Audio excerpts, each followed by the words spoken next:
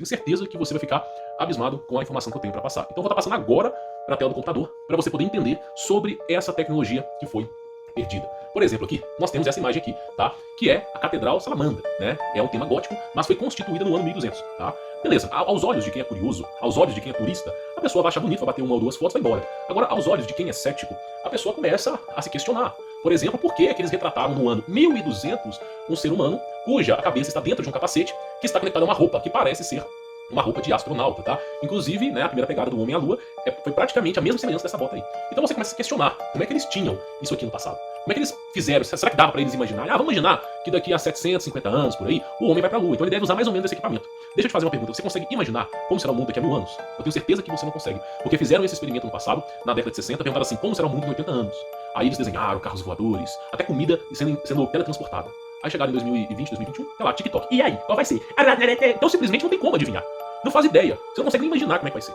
Então simplesmente, tá? Eu sei que é engraçado, mas a gente tem que forçar a ser engraçado, porque é meio caótico, né? Enquanto as escolas ficam em pirologia, drauseologia, né? Que é aquela teoria que o homem veio do macaco, que existiu o senhor feudal, e que se... pelo amor de 1200 anos isso aqui, os caras usam capacete, velho. Roupa espacial, tá. Então simplesmente os caras inventam a história, né?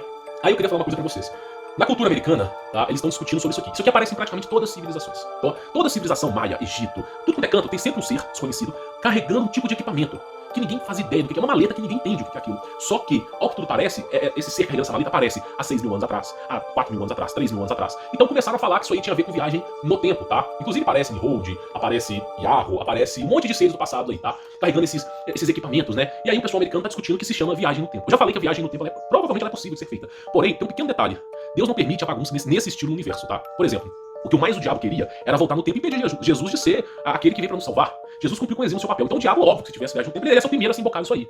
Então simplesmente a viagem no tempo ela é possível, mas exclusiva e apenas para Deus. Nenhum ser com consciência consegue ultrapassar. Até porque, em alguns episódios de desenhos animados, por exemplo, Rick e Morty, tá? Eu sei que você fala assim, o cara tá pegando como referência Rick e Morty. Não, você foi induzido a pensar isso. Eu estou falando a referência que Rick e Morty pegaram, tá? Que eles falam que existe uma polícia do tempo. E de fato existe, tá? Existe um certo tipo de anjo que está presente com Deus desde a criação do universo, cujo esses anjos, eles são feitos para assentar o trono de Deus. Eles acompanham Deus. Inclusive, Ezequiel falava sobre isso, as visões. Então são anjos que têm um poderio muito acima de Lúcifer, muito acima de qualquer outro tipo de ser. Esses sim são maiores que os seres humanos. E esses anjos, eles são anjos de portais. Eles conseguem viajar no tempo, mas eles não permitem outros seres passar, tá? Então é isso que eu quero que você entenda. As visões de Ezequiel sobre a carruagem, o trono de Deus e os anjos que ele não conseguia descrever são anjos de portais, que conseguem ir para o passado e para o futuro, só que esses anjos estão a mando de Deus, não fazem bagunça, não fazem rebeldia, e simplesmente são aqueles que impedem qualquer outro de ir para a viagem no tempo. Vou dar um exemplo para você.